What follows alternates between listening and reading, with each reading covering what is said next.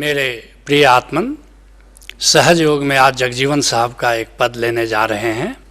जगजीवन साहब का जन्म 1670 ईस्वी में हुआ और 1761 ईस्वी तक जगजीवन साहब ने भक्ति और साधना के बड़े प्यारे गीत गाए हैं। जगजीवन साहब बुल्ला साहब के शिष्य हैं। भुरकुड़ा के जो संतों की परंपरा है उसी परंपरा से इनका भी संबंध है। कहते हैं जगजीवन साहब, निर्भय वय के नाच। जब गुरु और गोविंद से नाता तुम्हारा जुड़ जाता है तो सारे भय विदा हो जाते हैं। जैसे ही गोविंद से नाता जुड़ता है तुम अपने शाश्वत तत्व को जान लेते हो, तुम अपने निराकार निरंकार तत्व को जान लेते हो और तुम समझ लेते हो कि शरीर तो मैं नहीं हूँ और जब मृत्यु होगी तो शरीर की मृत्यु तो होगी लेकिन मेरी मृत्यु नहीं हो सकती। और सारे भय मृत्यु भय के ही लघु संस्करण है। जैसे ही तुम मृत्यु भय से मुक्त हो जाते हो तुम निर्भय हो जाते हो। उसी की ओर इशारा करते हुए जगजीवन साहब कहते हैं कि निर्भय हो के नाच, और नाच उत्सव का प्रतीक है, आनंद और उत्सव। यही संतत्व के दो पंख हैं, समाधि के दो पंख हैं। इसलिए चंडीदास बंगाल के संत हुए कहते हैं, आनंद हमार गोत्र उत्सव हमार जात। आनंद हमारा गोत्र है और उत्सव हमारी जाति है। ये केवल चंडीदास का ही गोत्र आनंद नहीं है और उत्सव जाति नहीं है, बल्कि सारे संतों का गोत्र आनंद है और सारे संतों की जाति उत्सव है। जिसके लिए कबीर साहब कहते हैं, ताला कुंजी हमें गुरु दिन ही और जब चाहो तब खोलो केवरवा। अब मेरे गुरु ने ताला भी दे दिया, चाबी भी दे दी, अपने कमरे में जाने आने का भेद बता दिया। तो जब चाहो अपने कमरे में जाओ और विश्राम करो, आनंद करो, उत्सव करो, नाचो गाओ, जैसे मर्जी हो, जैसी मौज हो वैसी जिंदगी जियो। और प्रेम प्रीत के चुनरी हमरी और जब चाहो तब नाचो सहरवा। प्यार की साबुज रंग की साड़ी पहन करके और जब चाहो तब शहर में जाएं, जब चाहें अपने पुर में जाएं, जब चाहें अपने घर में जाएं, जब चाहें मौज में नाचें, जब चाहें उत्सव करें। कहते हैं जगजीवन साहब, निर्भय होके नाच नाम धुन लाव रे। और किस संगीत पर नाचो? वो भीतर जो ओंकार का संगीत चल रहा है बस उसकी धुन पर नाचो। नाम धुन लाव रे, उसी से लौ लगाओ, उसी नाम की धुन पर नाचो। जिसके लिए कबीर साहब कहते हैं, सतगुरु मिली निर्भय भया। जैसे ही सतगुरु से नाता तुम्हारा जुड़ता है तुम निर्भय हो जाते हो और रहो न दूजी आस। और फिर दूसरे किसी की आशा करने की न ज़रूरत है न होती ही है। और जाए समाना शब्द में सत्य नाम विश्वास। और तुम उस ओंकार में समा जाते हो, ओंकार के सुमिरन में जीना शुरू करते हो, ओंकार की समाधि में प्रवेश हो जाता है और तब आत्मविश्वास पैदा होता है। जितना भी आत्मविश्वास है वास्तव में वो गोविंद पर ही विश्वास है। सेल्फ कॉन्फिडेंस करके ऐसी कोई चीज़ नहीं है।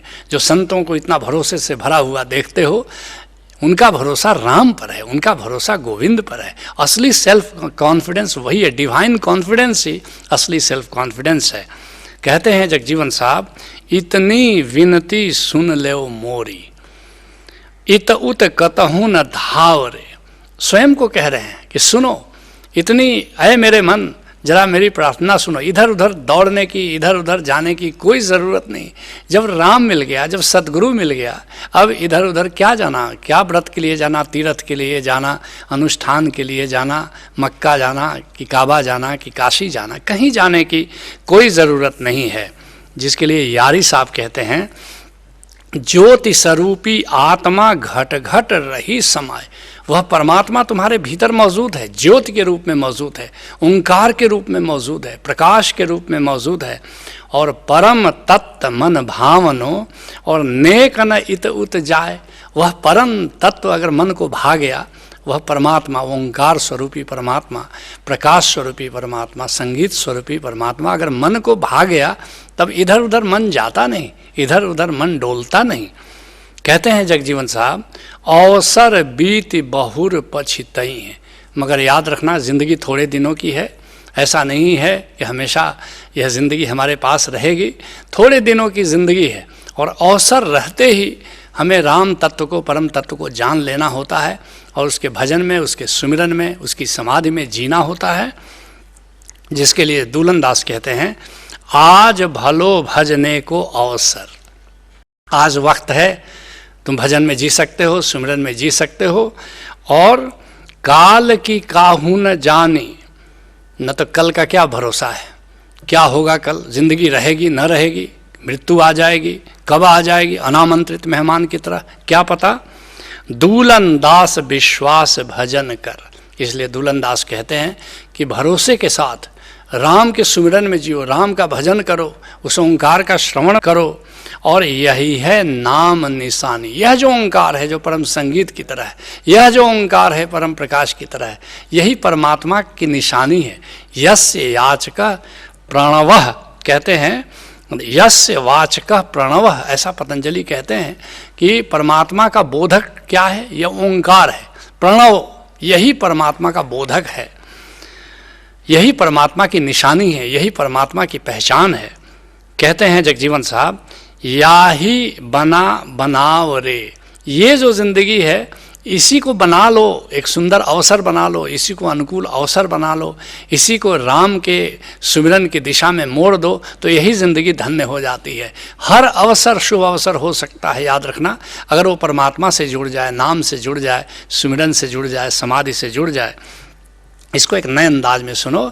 है बड़ा भाग्य मानुष होना, भारत में पुनः जन्म लेना, क्या पता कि मौका मिले न फिर, क्या पता कि फिर से मनुष्य होगे, क्या पता फिर से भारत में जन्म लोगे, क्या पता कि भारत में जन्म लेने के बाद भी किसी संत से नाता जुड़ेगा।